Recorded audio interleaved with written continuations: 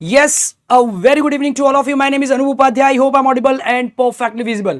जैसा कि दोस्तों एक यूनिक क्लास आपके लिए लेके आया हूं, बड़ा ही इंपॉर्टेंट रहने वाला है।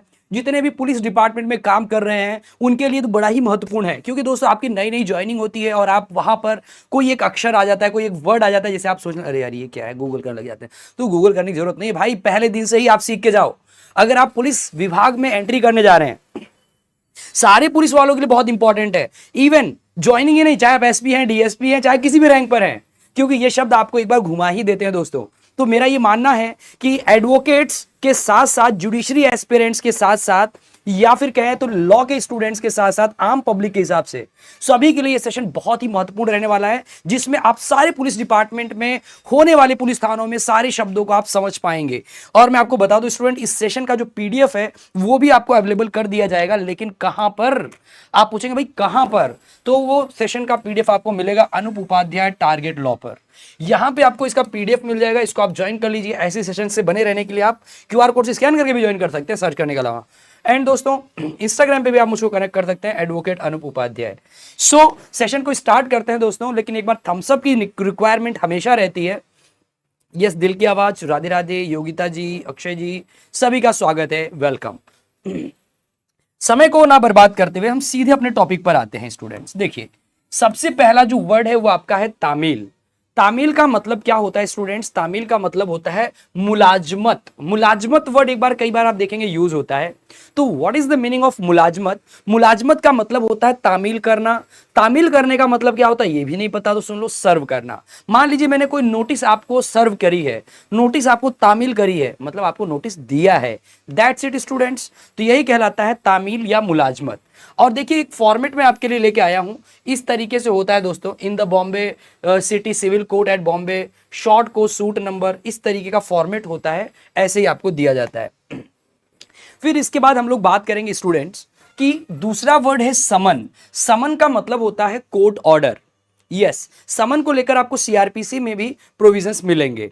61, 62, 60 ये सब रेंज में आपको सीआरपीसी मिलेंगे। बीएनएसएस में सेक्शंस वो चेंज हो चुके हैं, तो इसके लिए बिल्कुल आपका बीएनएसएस और सीआरपीसी में प्रोविजंस दिए गए हैं। समन का मतलब होता है जो कोर्ट का आदेश होता है, अदालत या न्यायालय के आदेश को समन कहा जाता है दोस्तों। फिर आती है आपकी बात, एक और बड़ा ही अजीब सा वर्ड है, देखो दोस्तों, मरसला। कई बार आप थानों की लैंग्वेज में चेक करेंगे, पुलिस स्टेशन में वर्ड यूज होता है मरसला। अब मरसला का मतलब क्या होता है दोस्तों?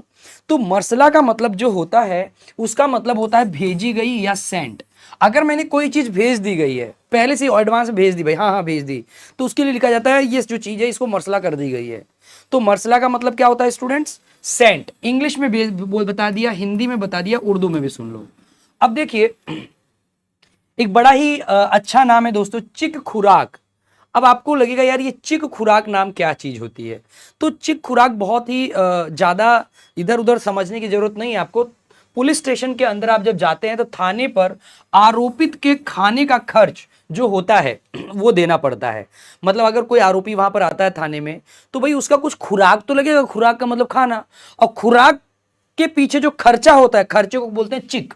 तो चिक खाना, खाने का खर्चा, थाने पर आरोपित के खाने का खर्चा, expenses for the accused food at the police station is called चिक खुराक in the language of police station, या कह सकते हैं पुलिस डिपार्टमेंट के लैंग्वेज इसको चिक खुराक कहते हैं। फिर आगे की बात, आमदो रफत एक वर्ड होता है स्टूडेंट्स। अगर मान लीजिए कहीं कहीं लिखा होता है कि जब कभी कोई एफआईआर दर्ज होती है तो कई बार वहां पर ये वर्ड लिख दिए जाते हैं, या डॉक्यूमेंटेशंस में ये वर्ड आता है। इसका मतलब होता है आवागमन या फिर ट्रैफिक। तो वापस से सुन लीजिएगा, आमदो रफत। आमदो रफत का मतलब होता है ट्रैफिक, आवागमन। I hope you got my point. फटाफट फटाफट इनको अपनी नोटबुक में लिख लीजिएगा, इंपॉर्टेंट है ये। फिर आता है दोस्तों रोज नामचा आम। अब देखिए जब भी आप इसको, तो आप बहुत इंपॉर्टेंट मार्क करिएगा, most important for your exam, most important. Yes, आपके एग्जाम जुडिशरी के लिए भी इंपॉर्टेंट है, कोई अदर एग्जाम दे रहे हैं तो उसके लिए भी इंपॉर्टेंट है। इसको शॉर्ट में हम लोग बोलते हैं जीडी। जनरल डायरी को शॉर्ट में क्या कहा जाता है दोस्तों? जीडी। अब जनरल डायरी क्या होती है? देखिए उर्दू में तो उसको रोजनामचा आम कहते हैं, सामान्य दैनिकी या फिर जनरल डायरी। जनरल डायरी के लेकर बिल्कुल कानूनी प्रावधान है, मैं आपको डिस्कस करने वाला हूं। इमेज को आप देख सकते हैं, देखिए ये डायरी पड़ी होती है इस तरह से, एक यहाँ पर यही सब चीजें क्या है, ये जनरल डायरी होती है। लेकिन जनरल डायरी का ऑब्जेक्ट क्या है, जनरल डायरी क्यों काम आती है, क्या, कहां पर, कैसे, सुनिए। देखिए पुलिस डायरी, जो एक पुलिस डायरी होती है, also called case diary, special diary और station house report, is a record in which the day-to-day details of investigation conducted by the investigating officer, जो आईओ होता है ना, इन्वेस्टिगेटिंग ऑफिसर, उसके द्वारा जो डे टू डे इन्वेस्टिगेशन मतलब अन्वेषण कराए जाते हैं, उसकी पूरी रिपोर्ट इस डायरी में लिखी जाती है, जिसको हम लोग case diary, police diary, special diary के नाम से जानते हैं। ठीक है, this diary is an official record of all important events occurring in the police station. तो जितना भी पुलिस स्टेशन के अंतर्गत घटनाएं होती हैं डे टू डे, वो सारी घटनाएं कहां होती है दोस्तों, इस डायरी में रखी जाती है। हिंदी में भी देख लीजिए, पुलिस डायरी किसे कहते हैं, जिसे केस डायरी, विशेष डायरी या स्टेशन हाउस रिपोर्ट भी कहा जाता है। एक ऐसा रिकॉर्ड है जिसमें जांच अधिकारी मतलब आईओ द्वारा, इन्वेस्टिगेटिंग ऑफिसर द्वारा की गई दिन प्रतिदिन की जांच का विवरण दर्ज किया जाता है। यह डायरी पुलिस स्टेशन में होने वाली सभी महत्वपूर्ण घटनाओं का एक आधिकारिक रिकॉर्ड भी होता है। लेकिन इसकी कहानी यहीं तक नहीं जाएगी, देखिए, there is not a dedicated station in the section in the CrPC solely defining the term general diary. अब सुनना, पुलिस डायरी, केस डायरी सब सुन लिया, जनरल डायरी मतलब इस जनरल डायरी भाई डे टू डे अफेयर्स इसमें होते हैं। लेकिन जनरल डायरी को लेकर सीआरपीसी या भारतीय नागरिक सुरक्षा संहिता बीएनएसएस में कहीं भी कोई सेक्शन नहीं दिया गया है कि इस सेक्शन में जनरल डायरी दी गई है। ठीक है, या फिर डिटेलिंग इट्स एग्जैक्ट यूज, कहीं पर ये सीआरपीसी या भारतीय न्याय संहिता में, भारतीय नागरिक सुरक्षा संहिता में नहीं बताया गया है कि एक्चुअल में जनरल डायरी कैसे बनानी है, क्या यूज उसमें होने चाहिए, कुछ नहीं दिया गया है। ये अपनी अंडरस्टैंडिंग है students. Section 172 and case diary, ध्यान से सुनना, 172 एक सेक्शन है सीआरपीसी में, जो अब बीएनएसएस में भी नंबरिंग चेंज हो गई बट कॉन्सेप्ट सेम है। 172 addresses the case diary which is a more detailed record of investigation। CrPC का 172 जो है वो डिस्कस करता है केस डायरी के बारे में। सुनना, डिफरेंस समझ में आ जाएगा। सीआरपीसी का 172 केस डायरी के बारे में बताता है, जो कि मोर डिटेल्ड रिकॉर्ड है किसका, investigation maintained by the IO as opposed to the broader daily record of the police station in the general diary. ये आपको डिफरेंस बता रहा है केस डायरी और जनरल डायरी में। ध्यान से सुनना, धारा 172 और केस डायरी, सीआरपीसी की धारा 172 केस डायरी को संबोधित करती है। ठीक है, ये क्लियर हो गया। अगर मैं कभी भी सीआरपीसी या बीएनएसएस के में जो केस डायरी दिया गया है वो क्या है भैया, वो केस डायरी पुलिस डायरी ही है। केस डायरी को संबोधित करता है ये धारा जो है, जो कि जांच अधिकारी द्वारा रखी गई जांच का अधिक विस्तृत रिकॉर्ड है। केस डायरी में जांच का कंप्लीट रिकॉर्ड होता है कि मैं यहां पर गया, इसके बाद वहां पर 2 व्यक्ति पाए गए, वहां पर मैंने जब एक बेल बजाई तो एक व्यक्ति आया, उससे मैंने ये बातें करी। सारी विस्तृत जानकारी कहां होती है दोस्तों, केस डायरी में। जो जीडी में, जनरल डायरी में पुलिस स्टेशन के व्यापक दैनिक रिकॉर्ड के विपरीत है। लेकिन जो जनरल डायरी होती है उसमें थोड़ा सा स्पेसिफिक चीजें आ जाती हैं। मतलब जो एकदम बड़ा है उसका छोटा रूप, थोड़ा सा समराइज रूप है जनरल डायरी। मतलब सारी कहानी नहीं लिखनी है कि बेल बजाया, आदमी आया, भैया जो कंक्लूजन है वो लिखा जाता है जनरल डायरी में। इसलिए जनरल डायरी और केस डायरी में यही अंतर रखा जाता है। तो केस डायरी 172 में बताया गया सारी कंप्लीट डिटेल होती है, जबकि जनरल डायरी में आपका जो कि व्यापक नहीं होकर एकदम कंक्लूजन के फॉर्म में लिखा गया इंफॉर्मेशन होता है दोस्तों। ठीक है, अब हम एक और बात करते हैं। एक वर्ड आता है दोस्तों, नकल चिक। नकल चिक का मतलब क्या होता है अब दोस्तों, अब ये भी एक बड़ा ही इंपॉर्टेंट पॉइंट है कि नकल चिक से संबंधित क्या चीजें हो सकती हैं। तो देखिए, कॉपी ऑफ एफआईआर, मतलब एफआईआर की एक जो कॉपी होती है, आपने सीआरपीसी में 154 में लिखा हुआ है, अगर कोई व्यक्ति एफआईआर दर्ज कराने आता है, अभी भी आपके बीएनएसएस में भी ये लिखा हुआ है कि अगर कोई व्यक्ति एफआईआर दर्ज कराता है तो उसे फ्री ऑफ कॉस्ट आपको एक कॉपी देनी पड़ती है। एफआईआर की प्रति ऐसी होती है, सेवा में श्रीमान प्रभारी निरीक्षक, थानाध्यक्ष जो भी हैं, अपना विषय लिख के, महोदय आप अपनी बात लिख के आप अपना यहाँ साइन कर सकते हैं, यहाँ पर डेट मेंशन कर सकते हैं। इस तरीके का एक फॉर्मेट होता है दोस्तों जो आपको दिया जाता है।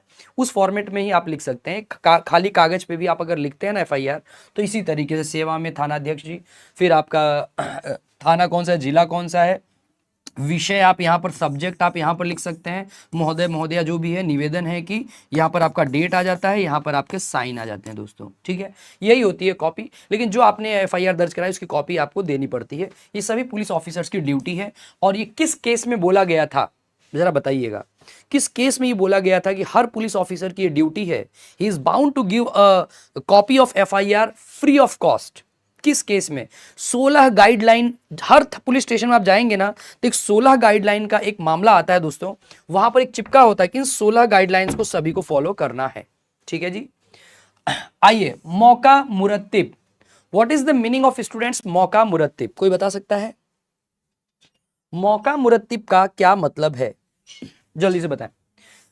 जब कभी भी कोई घटना स्थल पर कोई घटना घटित हो जाती है, तो उस घटना स्थल पर जाकर पुलिस जब कार्रवाई करती है तो उसको बोलते हैं मौका मुरत्तिब करना।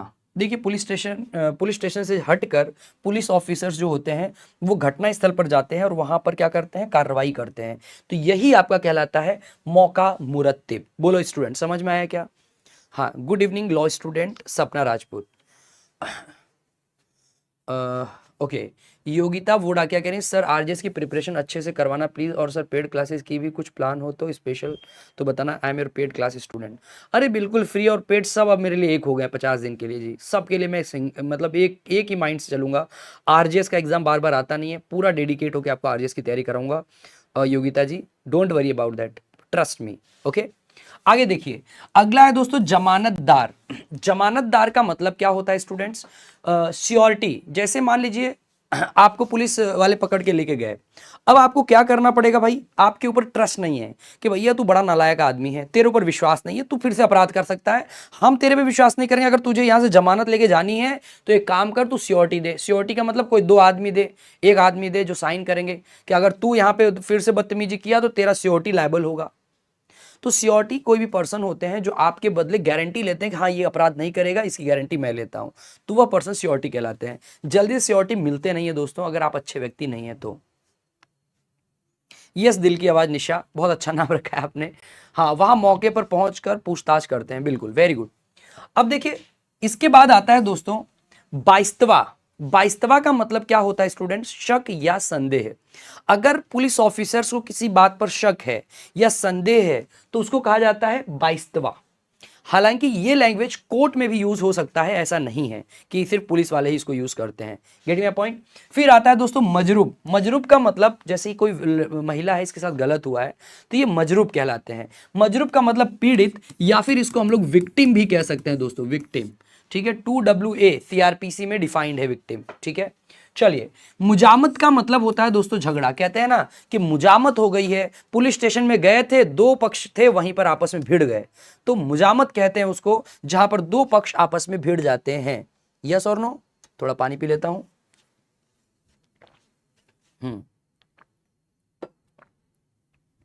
अब देखिए, एक और वर्ड होता है दोस्तों इकरारनामा। जैसे आपका किसी और पार्टी के साथ कोई एग्रीमेंट हो रहा है, उस एग्रीमेंट को हम लोग इकरारनामा के नाम से जानते हैं। एग्रीमेंट को कहां पर डिफाइंड किया गया है? इंडियन कॉन्ट्रैक्ट एक्ट 1872 के सेक्शन 2 के क्लॉज F में एग्रीमेंट को डिफाइन किया गया है। और कोई भी एग्रीमेंट जब लॉ के द्वारा एनफोर्सिबल होता है तो कॉन्ट्रैक्ट बन जाता है। Section 2H Indian contract act 1872 में यह भी डिफाइन किया गया है। Getting my point students? आगे की बात देखिए, हमराही मुलाजमान, साथ काम करने वाले कर्मचारियों को कई बार हमराही मुलाजमान के नाम से भी बोला जाता है। फिर एक और वर्ड है दोस्तों अस्साल। अस्साल किया जाता है, मतलब इसको प्रस्तुत किया जाता है, राइट। मुजारिया का मतलब होता है दोस्तों भेजा गया। मैंने कह दिया भाई इसका मुजारिया हो चुका है। आपने कई बार कमेंटेटरी में भी, जब इंडिया पाकिस्तान, इंडिया ऑस्ट्रेलिया इनका मैच होता है तो वहां पर भी आप देखते हैं कि कई बार कमेंटेटर ये वर्ड यूज करते हैं, आज बहुत ही बढ़िया बैटिंग का मुजायरा किया गया है, मतलब प्रस्तुत किया गया है, उसको एग्जीक्यूट किया गया है, भेजा गया है, खेला गया है। तो मुजारिया का मतलब क्या होता है दोस्तों? भेजा गया। तरमीम का मतलब होता है बदलाव करना, अमेंडमेंट करना, चेंजेस करना। अगर आप कोई चेंजेस करते हैं ना, उसको बोलते हैं बदलाव करना या तरमीम करना। खानगी ये खानगी नहीं है, रवानगी है, माफी चाहेंगे। रवानगी का मतलब होता है दोस्तों प्रस्थान करना, और वहीं पर एक वर्ड आता है दोस्तों आमद। आमद का मतलब होता है पहुंचना। जैसे आपको यहां पर पहुंचना है जोधपुर, तो आमद जोधपुर वर्ड कई बार ऐसे यूज होते हैं। That's it. अगले वर्ड्स देखो, दिखाऊंगा मैं आपको। इन्वेस्टिगेशन। इन्वेस्टिगेशन एक बहुत महत्वपूर्ण शब्द है जो कि आपको बीएनएसएस या सीआरपीसी में डिफाइंड किया गया है। इन्वेस्टिगेशन जो करता है वो आईओ होते हैं। आईओ का मतलब होता है इन्वेस्टिगेटिंग ऑफिसर। मतलब हर पुलिस वाला आईओ नहीं बन सकता है। सभी पुलिस वालों में से कोई एक पुलिस वाला क्या करता है, इन्वेस्टिगेशन करता है। उस इन्वेस्टिगेटिंग ऑफिसर, पुलिस ऑफिसर को आईओ कहा जाता है। ठीक है, आईओ की रिपोर्ट कहते हैं ना, आईओ की रिपोर्ट आने वाली है। इन्वेस्टिगेशन का मतलब होता है अन्वेषण या तफ्तीश करना, ये तो आप जानते ही होंगे। तस्दीक करना, तस्दीक करने का मतलब होता है दोस्तों ठप्पा, मतलब अटेस्ट करना। देखिए जैसे आप लोग के लिए मैं इमेज लेके आया हूं, इस तरह की इमेज आपने देखा होगा, ये पुष्टि की गई है कि हाँ ये सही है, अटेस्ट किया गया है कि बिल्कुल सही है, कोई दो राय इसमें नहीं है। अब देखो दोस्तों, बड़ा इंपॉर्टेंट चीज आपको बता रहा हूं, रोज नामचा खास, बहुत इंपॉर्टेंट है। रोज नामचा खास क्या होता है, इसी तरीके से दो वर्ड्स और बताऊंगा। हाँ, दो वर्ड और कौन से है, देखिए दोस्तों, पुलिस स्टेशन में रोज नामचा खास का अर्थ है अतिरिक्त रोज नामचा या विशेष रोज नामचा। यह एक विशेष प्रकार का अभिलेख या रिकॉर्ड है जो पुलिस स्टेशन में महत्वपूर्ण घटनाओं जैसे कि अपराध, गिरफ्तारियां, दुर्घटनाएं और अन्य विशेष मामलों को दर्ज करने के लिए उपयोग किया जाता है। तो कुल मिला के दोस्तों, रोज नामचा खास क्या होता है, यह एक विशेष रोजनामचा या अतिरिक्त रोजनामचा के नाम से जाना जाता है। यह एक विशेष प्रकार का रिकॉर्ड होता है, रिकॉर्ड मतलब अभिलेख होता है, जिसके अंतर्गत कुछ चीजें लिखी जाती है रोजनामचा खास में। मतलब ये केस डायरी के अलावा अलग से एक रिकॉर्ड है जिसमें क्या लिखा जाएगा कि अपराध कहां पर हुआ, कैसे हुआ, गिरफ्तारियां कितनी हुई आज की डेट में, दुर्घटनाएं कहां कहां हुई, और अन्य विशेष कोई मामले हैं तो उनको भी इस रोजनामचा खास में लिखा जाता है। एक होता है दोस्तों सफीना। सफीना क्या होता है दोस्तों, सफीना का मतलब होता है बुलाव पत्र। हालांकि सफीना को लेकर एग्जैक्ट कोई ऐसा सेक्शन नहीं मिलेगा कि सेक्शन दिस सफीना, ये जनरल लैंग्वेज में यूज होता है लॉ के। अब सफीना का मतलब क्या होता है दोस्तों, बुलाना किसी को।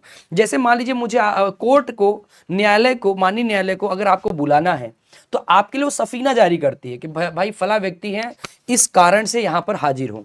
देखिए सफीना नोटिस पुलिस या किसी अन्य कानूनी एजेंसी द्वारा, या तो पुलिस द्वारा भेजा जाता है कि भाई पुलिस सफीना नोटिस जारी करो इस व्यक्ति को, या फिर किसी कानूनी एजेंसी द्वारा जारी किया गया एक नोटिस है जो किसी व्यक्ति को कोर्ट के द्वारा थाने या किसी अन्य स्थान पर उपस्थित होने के लिए बुलाया जाता है। कोर्ट आपको सफीना नोटिस जारी करता है भैया कि थाने पर अपने जाकर हाजिर हो, या कोर्ट के समक्ष हाजिर हो, या किसी अन्य स्थान पर आप उपस्थित हो। ठीक है, यह आमतौर पर उन मामलों में जारी किया जाता है जहां किसी व्यक्ति को पूछताछ या किसी कानूनी प्रक्रिया में भाग लेने के लिए आवश्यक होता है कि भाई आपके लिए थोड़ा पूछताछ करना आवश्यक है, तो आप यहां पर जरूर पधारें, तो आपके लिए सफीना नोटिस जारी किया जाएगा। सफीना नोटिस में आमतौर पर निम्नलिखित जानकारियां होती हैं। क्या क्या होता है, देखिए नाम और आपका एड्रेस लिखा होगा, बुलाने का कारण, कॉज ऑफ कॉलिंग, तीसरा बुलाने का स्थान, प्लेस ऑफ कॉलिंग, किस स्थान पे आपको आना है, बुलाने का समय, टाइम, और कानूनी प्रावधान, किस कानूनी प्रावधान के तहत आपको बुलाया जा रहा है, क्या मामला है। ये सारी चीजें सफीना नोटिस में जारी की जाती है। सफीना नोटिस ऐसा नहीं कि आप अपराधी इसलिए, आपका इंफॉर्मेशन आपके पास कोई है वो हमको आपसे लेना जरूरी है, आप हमारे लिए बड़े इंपॉर्टेंट पर्सन है, इसलिए सफीना नोटिस जारी किया जाता है कि आइए हाजिर होइए। ठीक है, फिर अगला वर्ड आता है दोस्तों खतो खितावत। आप लोग देखेंगे कि कई बार पत्राचार होता है, जैसे पुलिस डिपार्टमेंट की तरफ से हायर अथॉरिटीज को कोई पत्र लिखा जाता है, या कोर्ट के द्वारा पुलिस को, पुलिस के द्वारा किसी अधिकारी को, तो इसे पत्राचार को ही खतो खितावत कहा जाता है। और एक वर्ड और है आपका दोस्तों चस्पा। देखिए चस्पा का मतलब क्या होता है, आप लोग देखे होंगे कि जब कभी भी पुलिस ऑफिसर्स को कोई चीज नोटिस आपके यहाँ चिपकाना है, जैसे मान लीजिए प्रोक्लामेशन करना है, आप हाजिर नहीं हुए तो आपकी प्रॉपर्टी प्रोक्लेम हो रही है, अटैच हो रही है, तो वो चस्पा लगाते हैं। कहां पर, कॉन्स्पिक्यूअस प्लेस पर। कहां पर चस्पा लगाया जाता है, कॉन्स्पिक्यूअस।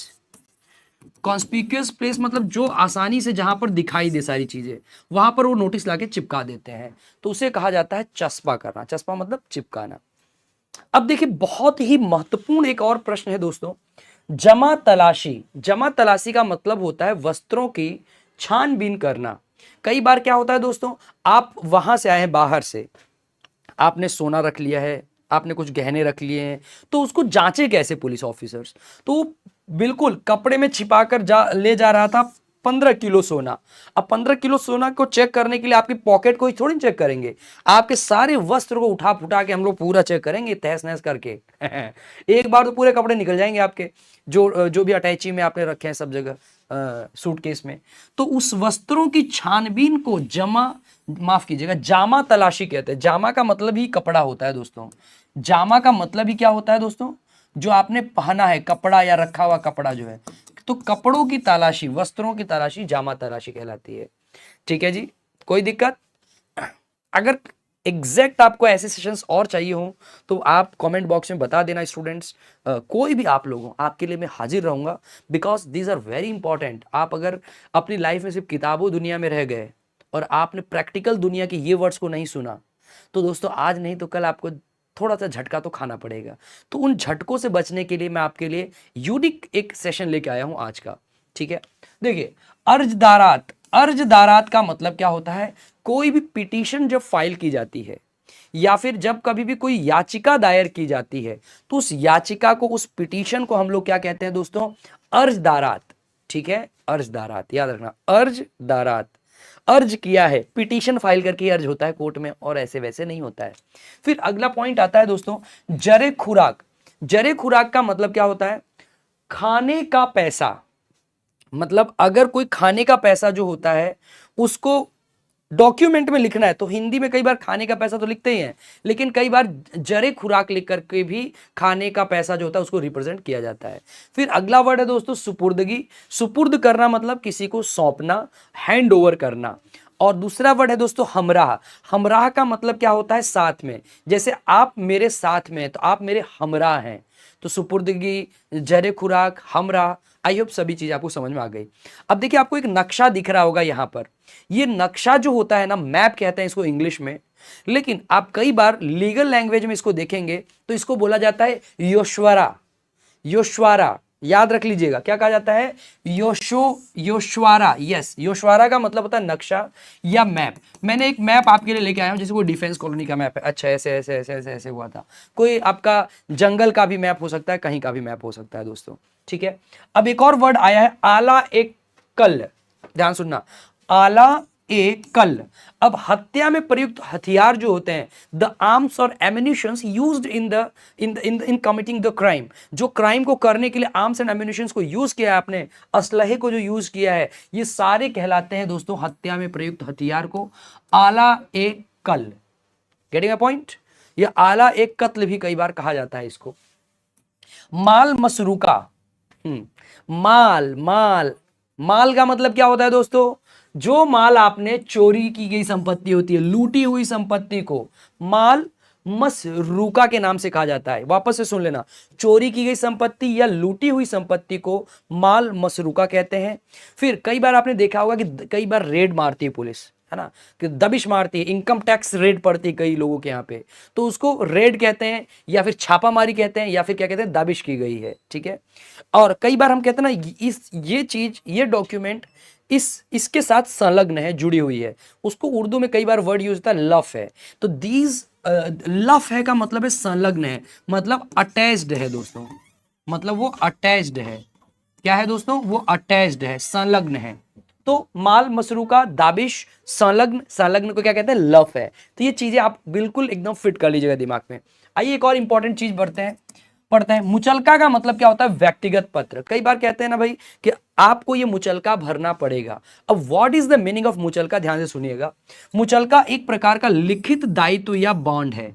कई बार आपको बॉन्ड भरना पड़ता है ना, कि बॉन्ड भर दीजिए, मुचलका भर दीजिए, तो वही बॉन्ड को मुचलका या व्यक्तिगत पत्र कहते हैं। इसे आमतौर पर विधिक मामलों में, खासकर जमानत के संदर्भ में उपयोग किया जाता है। अगर आपने कोई अपराध किया है तो आप लोग को जमानत तभी मिलती है जब आप बॉन्ड भरते हैं या मुचलका जमा करते हैं। जैसे 2 लाख का मुचलका है, 1 लाख का मुचलका, उसको आप जमा करिए। ये मुचलका इसलिए भरवाया जाता है ताकि एक सिक्योरिटी हो जाए कि आप फ्यूचर में अपराध नहीं करेंगे। और अगर आपने फ्यूचर में अपराध किया तो ये जो मुचलका आपने बॉन्ड जो भरा है, लाख रुपए, 1.5 लाख रुपए, ये जब्त हो जाता है। जब कोई व्यक्ति कोर्ट में मामला पेश करता है या कोई व्यक्ति गिरफ्तार किया जाता है तो कोर्ट उसे जमानत दे सकती है। बिल्कुल, ये कोर्ट का पावर होता है। जमानत मतलब क्या होता है दोस्तों? बेल। बेल मतलब जमानत। तो बेल बेल बॉन्ड आपने पढ़ाई है। तो जमानत देने के लिए, बेल देने के लिए व्यक्ति को मुचलका भरने और उस पर हस्ताक्षर करने की आवश्यकता होती है। वो मुचलका भर के उस पर हस्ताक्षर करके छूट सकता है कोर्ट की परमिशन से। ठीक है, जैसे एक देखो ये फॉर्मेट मैंने आपको दिखाया दोस्तों मुचलका व जमानत का। ठीक है, ये फॉर्मेट देख रहे हैं, ये मुचलका का है, ये जमानत का है। हालांकि इसको पीडीएफ शेयर कर दूंगा तो आपको अच्छे से विजिबल हो जाएगा, जो टेलीग्राम पे आप देख लीजिएगा। फिर आता है दोस्तों एक नकल रपट। क्या कह रहा हूं? नकल रपट। अब नकल रपट क्या होती है? कोई भी रिपोर्ट की कॉपी, आपकी कोई भी रिपोर्ट आई है, रिपोर्ट की कॉपी आप जो ले रहे हैं उसको कहते हैं नकल रपट। किसी दस्तावेज की जो नकल होती है या रिपोर्ट की कॉपी ऑफ द रिपोर्ट होती है कि भैया रिपोर्ट है, इसकी कॉपी मुझे दे दीजिए, नकल रपट कहते हैं उसको। फिर आता है दोस्तों हाजा। अब हाजा क्या होता है? हाजा मतलब कोई भी स्थान, प्लेस, उसको हाजा कहा जाता है। या फिर कोई परिसर होता है ना दोस्तों, उसको भी हाजा के नाम से कहा जाता है। तो कोई भी स्थान है उसे हाजा कहेंगे, प्लेस है, कोई जगह है, दैट इज हाजा इन द लीगल लैंग्वेज। फिर एक वर्ड होता है दोस्तों अहम तामील। यस, याद कर लीजिएगा, कमेंट बॉक्स में जितने भी लोग हैं एक बार थम्स अप कर दें कि हाँ आप लोग को समझ में आ रहा है, ताकि मैं और अच्छे से बताऊं। लास्ट 2 मिनट्स बचे हैं दोस्तों क्लास में। अहम तामील का मतलब क्या होता है? सूचित न होना। सूचित न होना मतलब ये चीज मुझे अहम तामील नहीं की गई। तामील का मतलब क्या होता है? सर्व करना। ये हमने पढ़ाया था आपको, तामील का मतलब सर्व करना, कोई भी नोटिस सर्व करना। अहम, अहम का मतलब होता है नहीं। तो कोई भी नोटिस जब तामील नहीं होती है उसे कहा जाता है अहम तामील, सूचित न होना। देखिए अगला, अदम तकमीला। अदम तकमीला बहुत इंपॉर्टेंट है, इसको डिफरेंशिएट करके समझने की आवश्यकता है। हाँ, अदम तकमीला शब्दों में अदम का अर्थ क्या होता है? अदम का मतलब होता है दोस्तों नहीं।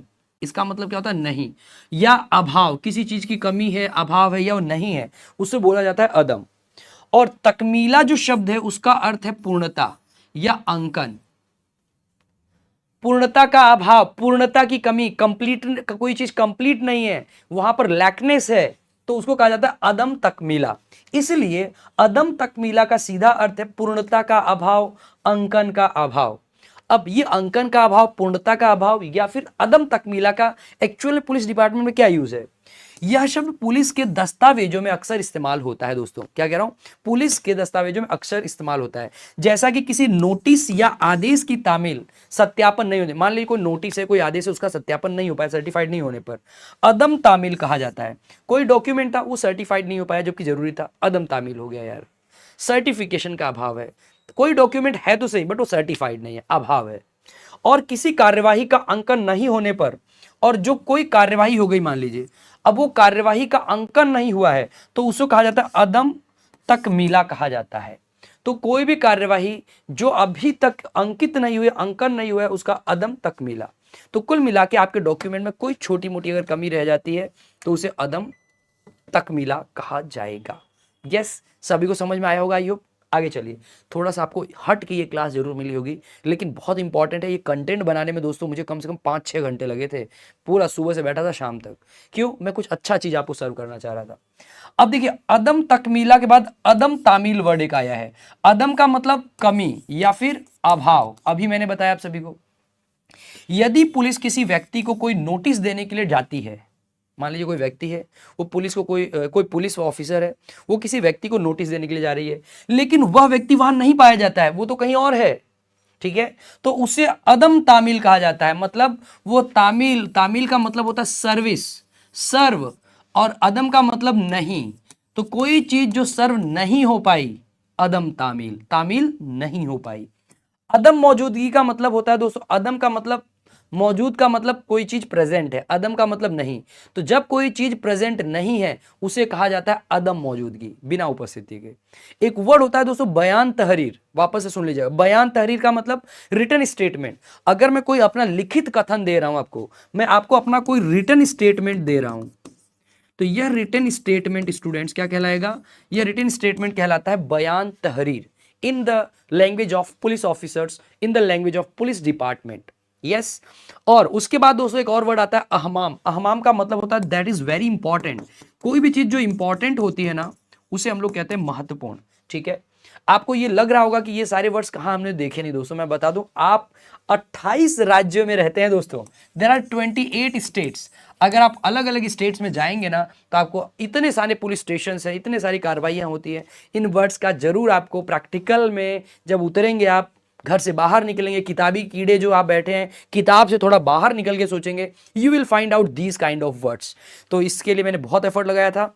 खास करिए अपने सारे पुलिस ऑफिसर्स के साथ, पुलिस डिपार्टमेंट में सभी के साथ जरूर शेयर करिएगा, ताकि सभी की नॉलेज वाइड हो और एक विधिक मामलों में, लीगल मामलों में हम एडवोकेट्स के साथ साथ पुलिस ऑफिसर्स भी इन वर्ड से कह सकते हैं रूबरू हों और सभी को अच्छी नॉलेज हो।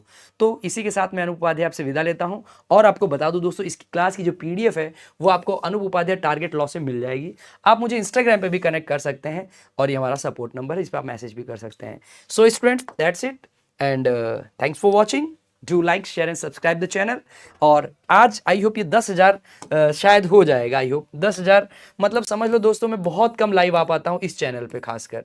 तो फिर भी आप लोगों ने मुझे इतना प्यार दिया, ना तो मैं कोई प्रमोशन करता हूँ, ना मेरा कोई चीज़ें होती, बस आ जाता हूँ कभी 1-2 महीने बार बार, लेकिन आप लोगों ने मुझे 10,000 सब्सक्राइबर्स दिए हैं। इतना प्यार सिर्फ और सिर्फ कुछ लेक्चर, 8-10 लेक्चर ही मैंने आपको दिए हैं नॉर्मल। तो मुझे लगता है कि मैं आपको और इस चैनल पे ऑब्जर्व करूंगा। मेरी टीम ने यही बोला है सर कि इतना बिना किसी प्रमोशन के, बिना कोई चीज़ों के आपको बच्चों ने इतना प्यार दिया है, तो आपको इस टारगेट 20 चैनल को बढ़ाना चाहिए। लॉ की फील्ड में, लीगल फील्ड में, पुलिस डिपार्टमेंट, एसआई, कोई भी एग्जाम हो जिसमें लॉ आ रहा हो।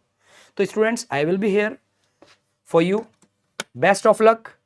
ऐसे और लेक्चर्स के लिए आप मुझे कमेंट बॉक्स में बता दीजिएगा और ये कैसा आपको लेक्चर लगा ये जरूर बताइएगा। That will played a motivational role for me for the upcoming lecture. So मैं अनूप उपाध्याय आपसे विदा लेता हूं। जय हिंद, जय भारत, जय police department. Thank you, take care, bye bye.